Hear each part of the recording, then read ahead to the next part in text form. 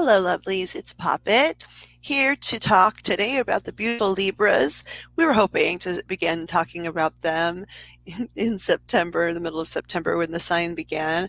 And then had a goal of October 1st. It's not happening. Today's October the 2nd, but we're going to get this lovely information out about our lovely friends, the Libras. I am in no means an astrologer.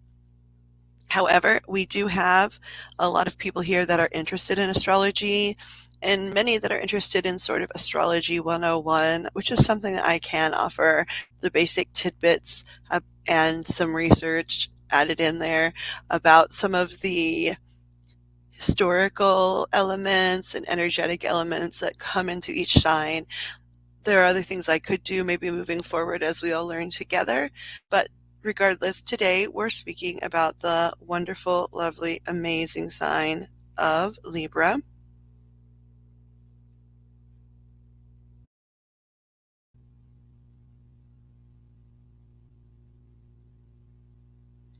Libra is from September 23rd through October the 22nd. Their ruling planet is Venus. Their symbol are the scales, like the scales of justice. Their element is air, and their quality is cardinal. Now, just to briefly talk about what cardinal as a quality means, there are three modalities of the different elements that make up the zodiac, the elements being air, which is Libra, water, fire, and earth.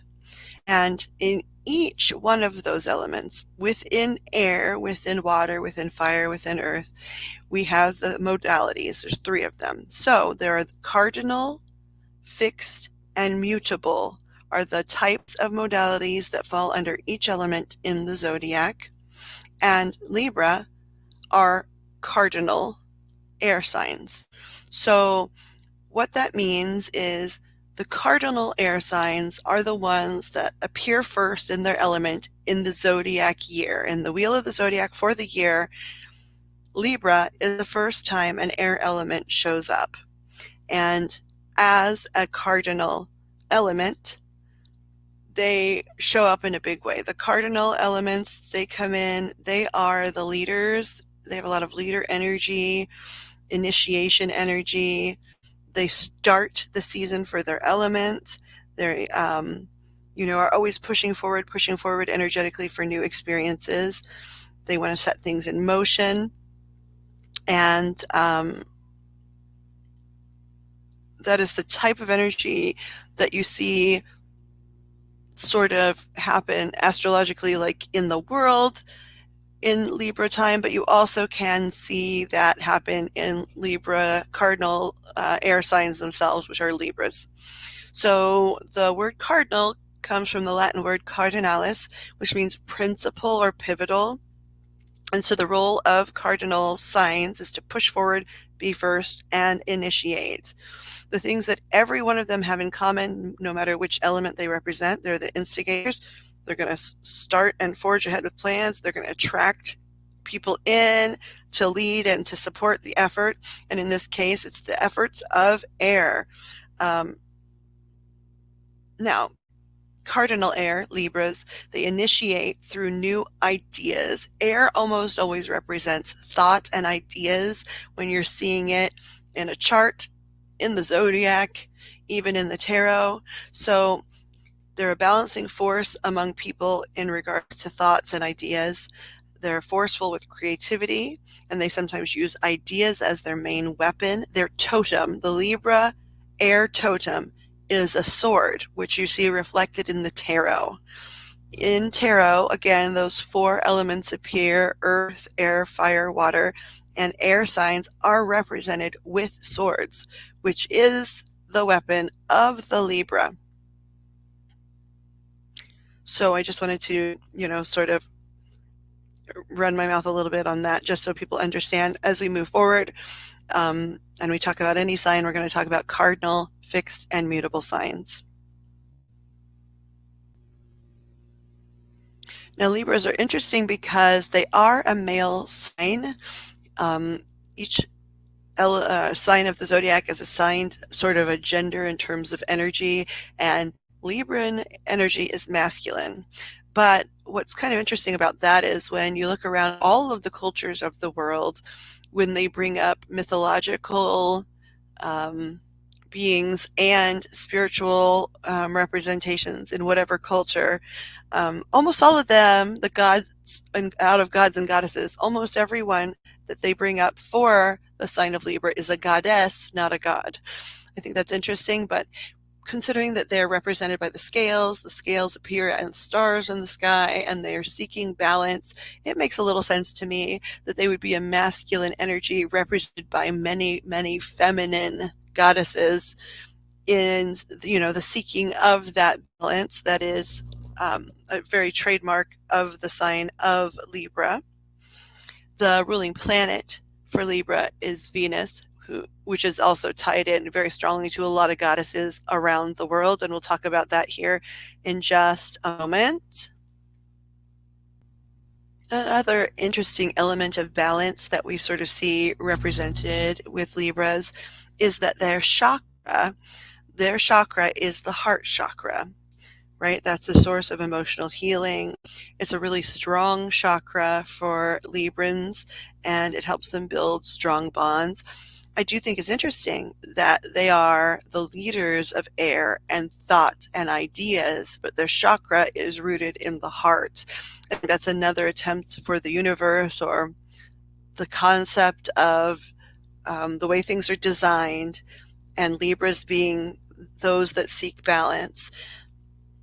It makes sense that they would be, riveted by thought and almost leaders, taking a leadership role in thoughts and ideas, but rooted in the heart chakra to try hard to keep them balanced between their head and their heart. Now, it has to be said, and it would be said about any zodiac sign, that there's no one that ever completely manifests strictly as their sign for so many reasons. If you look at somebody's chart, they may be born under a certain sun sign, but oh my gosh, there are so many other signs, elements, factors that comprise a person. So no one can really completely attach to one zodiac sign or another, and sometimes that can be tricky to do that, right? To say, oh, well, I'm a this, so I'm exactly this way. Well, I don't know. Have you looked at your whole chart? You might not be, or you might be, and it might be because of some other influence. So it's important to pay attention to that.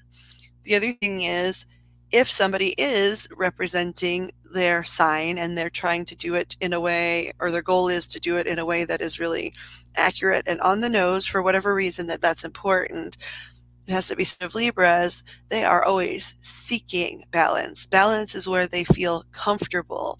Now, if they're extremely healthy at the time, mentally, physically, spiritually, emotionally, I'm sure they're much closer to that center of balance. However, a lot of times with Librans, you'll see them really go from one side of the scale to the other pretty quickly, because they are trying to find that balance point. If they're not feeling well, or they're learning something new that they're adding just to their understanding of the world, you're really going to see their scales move back and forth really quickly, because as soon as they make, one really big decision in one direction, they're immediately seeking out some other energy to balance out that decision or action that they've taken to make themselves more comfortable. So don't just think, oh, they're the scales, they're the balanced ones. Oh, a lot of times they're the ones that are really rocking back and forth a lot, but that's also because they really are seeking their comfort place, which is that center zone, that well-balanced zone, where some of us like blaze through the world only being one thing and it doesn't bother us at all. The Librans really like balance. And so sometimes that's why you will see like them going from, being the most romantic being in the world. Oh, there's my little birdie. Being the romantic being in the world to slapping someone across the face like Scarlett O'Hara, right? Like it really can fluctuate when they're trying to find a middle ground on whatever topic they're pursuing at the time. So the planet of Venus is one of the things that most connects them to the goddesses they are connected to. I'm going to show you a few of them from around the world. This is in no way representative of everywhere. There's so many cultures that we just wouldn't even have the time. But so The Greek representation of a Libra is the goddess Aphrodite. Um, if you're a Libra, you're linked cosmically to Aphrodite. She's the enchanting goddess of love, and she possesses a lot of the traits associated with Libra zodiac signs. Aphrodite and individuals born beneath Libra are people that are charismatic, they're skilled at communication, they're very, very interested in love energy, romantic love energy. They can be very passionate. And again, it must be said, the goddess Aphrodite will differentiate from one of her other sisters that she gets compared to a lot, in the sense that they're saying she is the goddess of love and beauty, more so than some other things. So just to show you a little bit of Miss Aphrodite, here we go.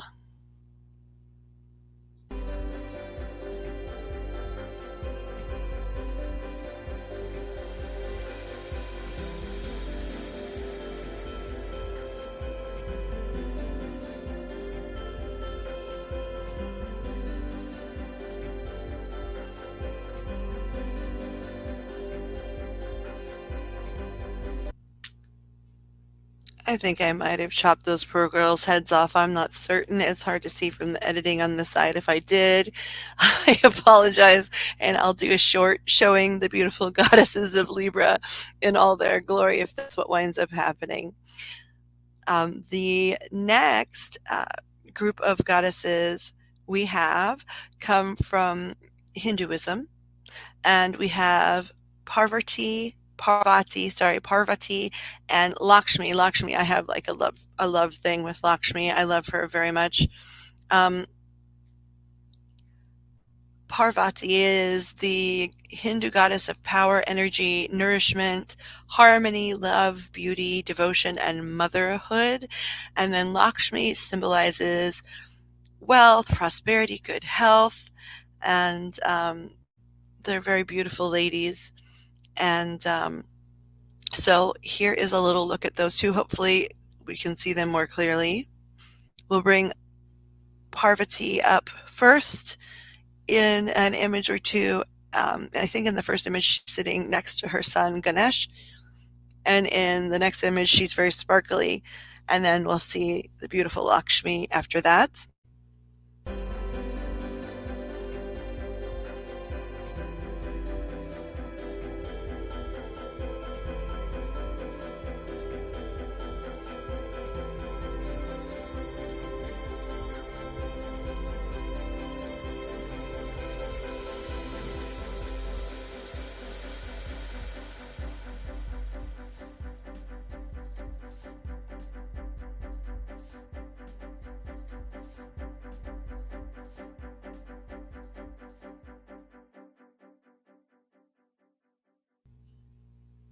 Another beautiful statue I have an image of is of Tula from the Hinduism group of spirituality. Tula actually just means Libra. They have made a statue sort of to represent Libra. Here she is.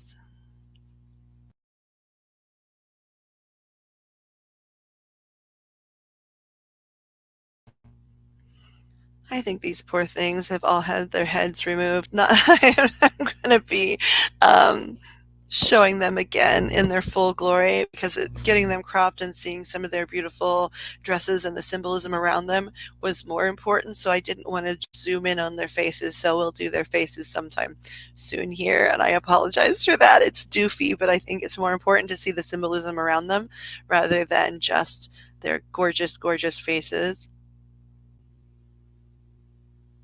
Now, our friends, the Romans, of course, connect the planet Venus to their goddess Venus. She is also a goddess of beauty, but she is also tied more into sort of the passionate, lusty, maybe sexy side of things than Aphrodite always is. On the Greek side, they're similar in a lot of ways. All of these ladies are in their different areas. However, It just has to be said they both represent beauty, but Venus tends to be a little bit more um, sexy in the way she's presented and discussed. And so here is a little bit from our friend Venus.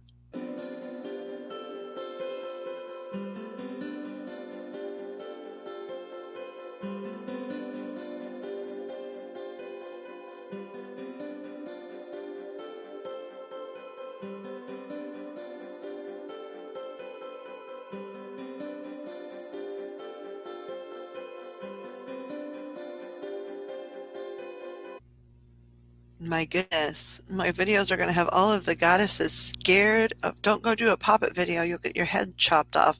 I don't really know if that's going to how it's going to be looking in the final form or not, but oh my goodness, ridiculous, ridiculous and silly. I guess I'll leave it because it's apt. Ridiculousness is something to be expected on this channel with regularity, so I'm just going to take deep breaths and roll with it. So I did leave someone out because she's a little bit different than some of the other goddesses in the Hinduism sector. It's the goddess Kali. She would definitely represent a different side of the Libran swing of of the pendulum or of the scales, and so I wanted to give her her own space. Also, I'm telling you what, she is beautifully gorgeous, but often warlike, so I think she deserves her own slot regardless.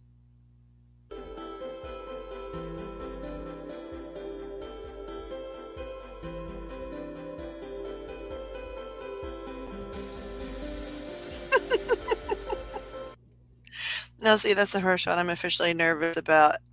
If the editing isn't done right, she might come for me in my sleep. I'm I'm joking. She gets a bad name. There are a lot of beautiful things about Goddess Kali that people don't focus on because when she was fierce, she was very, very fierce. And so people get quite fixated on on that um, situation there. Um, Another goddess who is slightly different as well, because of how she was represented, is the goddess Ma'at. Mat. She is an Egyptian goddess. She's the goddess of truth, justice, balance, and most importantly, order. So she's the closest to someone who might have been sort of like in the justice system, using the scales almost as Lady Justice and trying to, you know, balance things and make them fair among the people. There's even something referred to as the 42 laws of Ma'at. Um, Under Kemet law, there, and you can look them up, there's 42 laws of Ma'at about how to be a good person, how to be a responsible citizen in society, all kinds of wonderful things. And so she definitely sort of is representing the whole scale rather than one end of the balance or the other. And I think she was the most interesting to read about. So when you get the time, look up the Egyptian goddess Ma'at.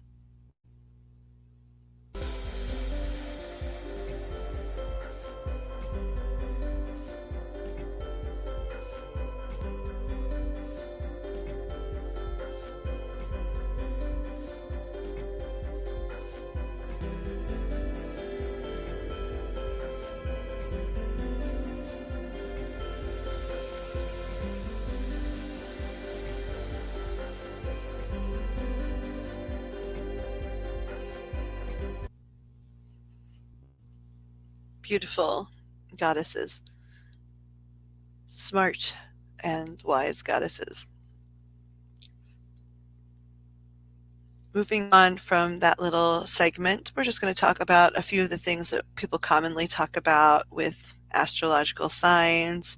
One of the primary essential colors for Libra is actually pale pink. The pastel family in general of colors tend to be some of the strength colors for Librans.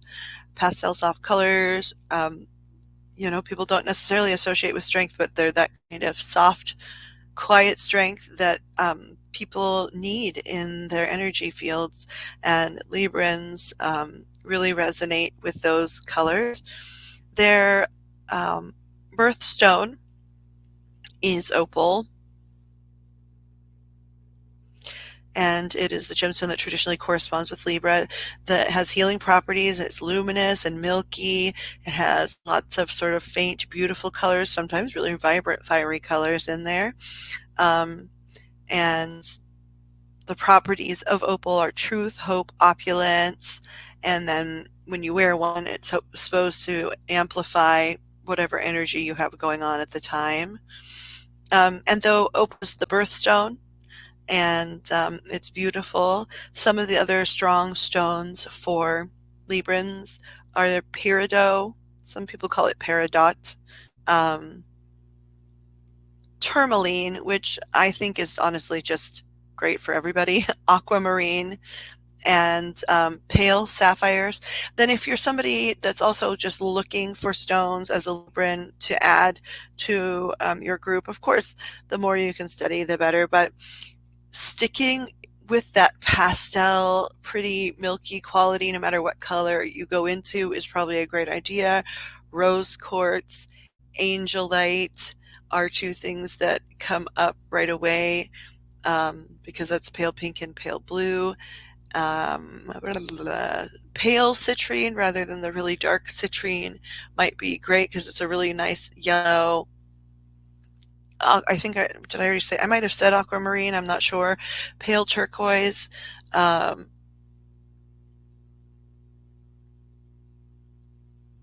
oh my goodness. Kunzite. Um, oh my gosh, there's so many.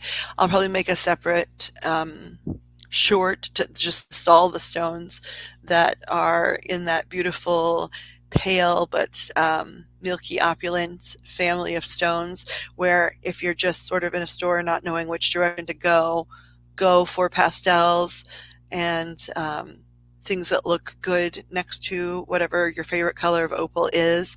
And that's going to be something that's a great start for you to just go instinctually with favored colors and colors that go with your birthstone. The fruit, the fruit of Libran is strawberry, which makes sense. It's very sumptuous and succulent. It is affiliated with romance a lot of the times. It's very beautiful and colorful and sweet. So it makes sense that that is one of the primary foods that they highlight when they talk about Librans. Your flowers, your four best flowers are roses and hydrangea, bluebells, and gardenia.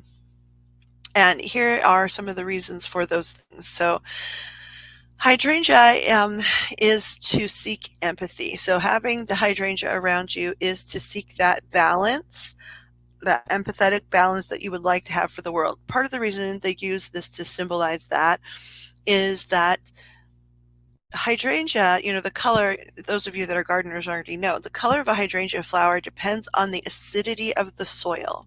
Just like a Libra's opinions can sometimes very easily be swayed and rooted in the feelings and opinions of the people around them. However, the white hydrangea is its own being. It is empathetic universally, but it's its own being. It's not influenced in color by the things that surround it. So they're saying, of course, love all sides of the balance, right? If you can get one of those beautiful hydrangea where each petal sort of looks like it's multicolored, that's even better, because that means you're taking in everyone's opinion, but also trying to keep a balanced representation of yourself as you consider those opinions and feelings of those around you and decide what you think is right for you. And if you cannot figure out that balance in the meantime, metaphorically be a white hydrangea, stay in the middle while you take time to consider other people's opinions rather than jumping right on and basically sucking their color into your body. Make sure that you want that there before you put it there. Roses are for love. Depending on the color of roses, it's a spectrum of love from platonic. I think a lot of people have heard things about roses, where the yellow are friendship and white is purity and red is romantic love and pink is sort of new blushing crush type love. Um, and so because Libra are people at heart, you're a people person at heart. It doesn't matter if you're identified as an extrovert or an introvert. You do love people. As an introvert, maybe you love them at a distance, but you love them a great deal. And if you're an extrovert, Lord help us all. I'm joking. But so roses might sometimes have a reputation for being hard to grow, but they are easier than you think. They love sun, and they just need the soil to drain well, and they just need a little bit of attention. They smell pretty, they look pretty, um, they represent love. Bluebells represent humility, and this was a Victorian thing originally. Bluebells meant humility. So the shape of the blossom, which is a bell, it bows down from the stem, right? It bends over. And as a Libra, you listen to people. So instead of just rooting into your own opinion, you try to understand where other people are coming from. And just like with the hydrangea message, you have to be careful about what you take on. It's not yours. When you're in a diverse group, which a lot of Libras are found in because they do like to understand everyone, you often are the type of person that's translating people that have polarizing points of view. So you're saying, well, no, I think what they might mean is, and you're sort of translating. You're trying to transmute the communication into something other, everyone in the room might understand. And so it's that humility, but it's also that they're bent forward. It looks like they're listening. That's why bluebells are a Libran flower. And also their primary color usually is sort of light blue, which is one of the primary colors of Libra. And then gardenias are gentle. They're gentle. There are red and white gardenias. They both represent love and trust. The one is the purity and gentleness that can be brought to a relationship, and they're peaceful and harmonious. And if there's one thing that, Libras are seeking when they're looking for that balance, it's harmony, right? That's another word for balance. I want harmony in my life. And that white gardenia, right? It's pretty clear. It's a clarity type flower when you look at it, right? Its boundaries are very clear. Its leaves are very clear. The blossom of it is very exacting and articulate. And so it's what you seek, basically. And then the red side end of the gardenias, they represent sort of that passion, right? And that fire that can go on the other side of the scale. And you're looking for a balance between maybe the Kali end of your goddessness to the Lakshmi end of your goddessness, so to speak. So those are your beautiful flowers. And so this has just been a really basic overview of Librans. I always like Libra also means book, and if you spell it a different way, right? A library, you think about that kind of stuff. A lot of Librans that I know have been bookworms that really enjoy seeking opinions from books just as much as they do from people. So I always think of them as book people too. And then the root of the Libra and the Libre and the library is all sort of similar. And so you might be somebody that enjoys a good story, whether it is nowadays that it's one you listen to, it's one that you hear from your neighbor, or it's one that you read in print. It represents other people's life and lessons and perspective, and it's another way to take in those things. So happy birthday, Libras. I know this might be a little bit sloppy. I'm sorry if I chopped your heads off, but I will bring you back in your full glory if that is something that happens with this video. Please forgive me. Please stay in the middle of your scales and don't come after me. Happy birthday to you guys. we're hoping to do this every month for every zodiac sign. We're hoping to start doing birthday week or birthday day readings as well as we move forward. But we started with Libra. It just landed that way. But I do love me some Libras. I've had a couple of very, very, I don't know a lot of them, but the ones I know have been close friends of mine throughout the years. And for a while, I wasn't really sure why that is, because I guess maybe I'm one of the really polarizing um, people that they were listening to in order to seek balance in their lives. I'm not sure. And then I figured out that actually it's my rising sign. My sun sign is something different. I'm Libra rising, and then my moon is something different, but it's there in my major three. And I thought, oh, that clarifies a few things about why we blend so well together. I hope everyone is doing well. We're going to close this out just showing some of those beautiful flowers and things that come to represent Librans, and wish you all love, light, peace, and harmony, and look forward to speaking to you all very, very soon.